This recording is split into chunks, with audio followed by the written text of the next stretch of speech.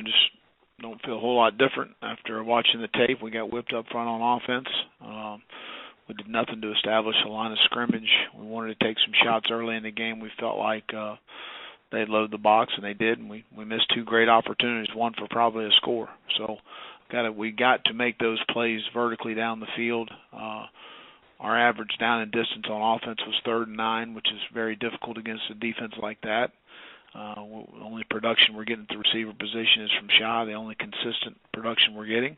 That's disappointing. 6 games in, we had 5 drops at the position. So got to continue to search for some answers outside of number 13, and we've got to be able to run the football. And our inability hindered us tremendously offensively. Couldn't stay on the field. Defensively, I thought we were firmer up front in some things, but we obviously wore down during the game, and a lot of that goes back to 3rd down. We only had 3 7-plus opportunities, a 3rd and 7, a 3rd and 10, a 3rd and 14. I think we had 6 3rd and 1s in the game. We had 3 opportunities in the first half, and you go back to the Auburn game and where we played very good in red zone defense and held guys to field goals, and we had 3 opportunities the other night, and in all 3 situations you score touchdowns. So, continue to revisit those things defensively, but we got to be able to get off the field and stay on the field offensively, knowing that was one of the key points going into the game, and didn't get that accomplished. And I thought we were solid on special teams, but got to get back after it and get ready for a good Ole Miss team at 9 in Oxford, and we're looking forward to that, and I'll open up for any questions.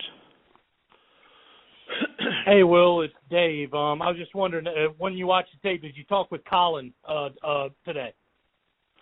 Yeah, well, we talked with all the quarterbacks today, and all 3 of those guys are going to have an opportunity to play this weekend. Whoever practices the best and most productive person is going to help us win football games will have that opportunity. I was about to say, was the conversation with Colin, kind of it's up for grabs, or was it kind of addressed to them as a group about the situation this week? As a group and individually.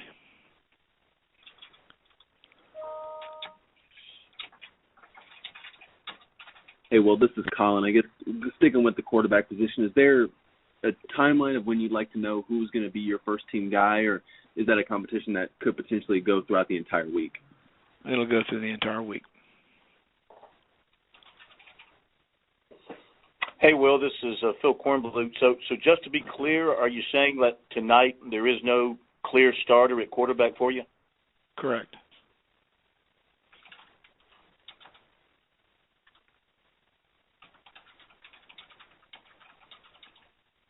Will, this is Josh. Kinsley and J.J. Enigbare, have people started sliding protections his way, or is there something else going on, or has he just been productive and I haven't noticed it quite as much? No, Josh, our last 2 ball games, I think we had 2 3rd and 7 pluses versus LSU. We had a 3rd and 10 and a 3rd and 11, and we had 3 the other night. And those are generally when you talk in terms of your typical drop-back games, and that's when it's giving you an opportunity to either pressure or rush 4 guys, and where a guy like J.J. can win in the rush. We only had 3 opportunities last night. 3rd and 6, the ball's out. The ball was out last night quickly in those situations. There's not they aren't longer developing routes down the field where you have more time to rush the passer. So you're looking in terms of 3 opportunities, really last night, and then against LSU, I think 2. So we've got to get ahead in the sticks better than we have been. Hey, Will, it's Ben. In terms of the decision to kind of open up that quarterback spot, was there any, breaking point facet or something you kind of saw that made you say this has got to be a decision we sort of got to make? Well, we need a spark, the bottom line, and that position is so critical. But we need a spark. We need to change some things up and look at what we need, what we're carrying into each game, and those are the things we've got to find a spark somewhere, and that's a position we certainly can change some things up and provide a spark for our team, and we'll see how a Tuesday practice and a Wednesday practice and a Thursday practice and a Friday walkthrough go, and probably a Saturday walkthrough at the hotel, and go from there. Will, Dave again, following up on that, Ole Miss has had their defensive problems this year. How confident are you that you'll be able to find an answer to attack that Rebel defense to be able to get some points on the board? Well, we need to, and we need to worry about us right now. You know, we need to take care of us and what we need to do to be successful, and that's number one, finding the best guy at that position that can help us, or the best two guys at that position that can help us, or shoot, the best three guys at that position that can help us. We need to do something to be more productive than we were last night. Will, this is Josh. Have you noticed or even communicated directly with Luke about his comfort level as his snaps in-game snaps slowly build? I'm sorry, slowly build. What do you mean? Well, he's just gotten. He had a few. He's gotten more and more. He's getting kind of one or two more. It feels like every week. Do you feel like he's seeing things better? He's understanding things better. Have you noticed the difference? Sure. I mean, I think you build that confidence, especially with a young player in practice, and he's continued to build our confidence in him and executing what we were asking him to do week in, week out, day to day, throughout practice week. So yeah, I think he's continued to improve. How long has it been, or is he still getting any practice time at wide receiver, or is he exclusively a quarterback now in practice? Pretty much so. We still have some receiver reps that we're route concepts that we're repping him with, and some different packages what we're using him with. But the majority of the reps he's gotten has been, as a quarterback. Has that been true for the last month or all year, or is that more recent? No, I would say probably the last month and a half, something like that. Will, this is Colin again. In terms of just how you divvy up reps at that quarterback position, is it kind of similar to what you guys did in training camp, where one's going to run with the ones each day, or is it just each person's going to get a set number of reps with the first team in a practice? No, we want to get a set number of reps with each with the first group and then the second group, and then as much crossover as we're doing right now. They'll be going against our defense a lot, so that'll be good for them. But we'll set the reps up and script the practice out to make sure that they're getting the equal reps. Will, this is Mike. I think I probably asked you a question similar a couple of weeks ago about Ryan. But how has he grown since the beginning of the season in terms of just understanding this offense, and then of course having that second year underneath his belt now as a sophomore? Well, I think that Mike's really challenged Ryan some things fundamentally that we felt like he needed to improve on, and he has improved tremendously on those things. And then I think mastering the offense and understand that Mike puts a lot on the quarterback at the line of scrimmage and the run game and the protections, and being able to change things at the line of scrimmage and what they see and whatever the defense presents itself. So I think that he's grown in all of those areas. Hey, Will, it's Phil Kornblut again. What are you seeing with Jalen Brooks and his issues catching the ball? And Josh Vann, it seems like he is catching the ball better. The LSU game, that late touchdown, and last night. What are you seeing out of him? Is he coming on for you? Yeah, we just need him to be more consistent. And Jalen's been a guy that's caught the ball in practice, and he had 3 drops last night. So we got to continue to work on the jugs machine and continue to work through that part of it, and far as stepping in the lights and between the white lines, and you got to make those plays when the opportunity presents itself.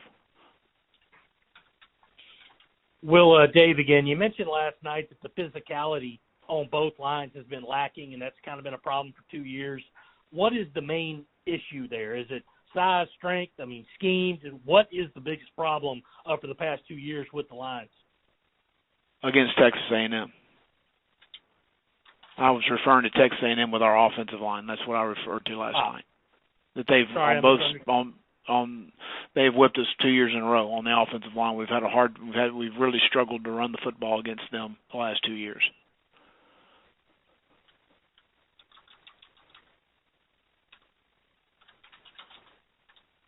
Well, this is Colin. I guess you kind of talked last night about winning more games than any other staff the first 3 years, but I guess over the last 2 years, last year and then now this year, how do you kind of preach progress to the fan base and kind of tell them? Well, Colin, it just gets frustrating for me because we have done some good things here, okay, and I think we lose sight of that as we continue to move forward, and it is frustrating. Our last 2 ball games have been poor, but we're looking forward to another opportunity. We've got 4 great opportunities sitting in front of us, and that's what we've got to focus on as a staff and as a team. But we have accomplished some really good things here, and I don't want anybody to lose sight of that.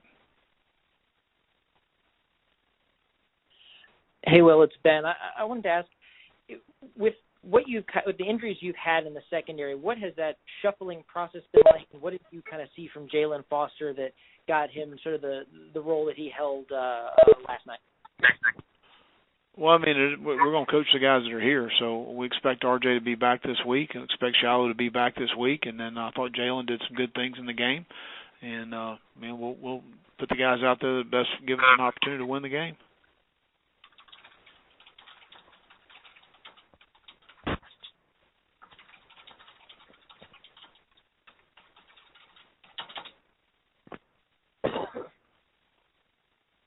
Well, Dave again. I believe Sherrod Green was hurt after the Florida game. Is there any prognosis on if he could return to the field pretty soon? Well, he is healing. They did an X-ray on Friday, and it is healing, but not ready for contact. And also, Rosendo Lewis, any update there? Not at this time.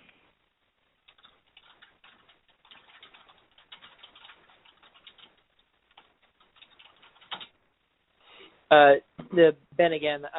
Did you like what you guys got from that look with Keir Thomas out at defensive end, and what did the tackles kind of show you without him in the mix there? Again, yeah, I think it offers more of a presence outside. He can play both inside and out, and we'll continue to do that moving forward. Jabari and Zach did some good things. It was good to get Alex Huntley in the game. Rick and MJ need to continue to come on for us.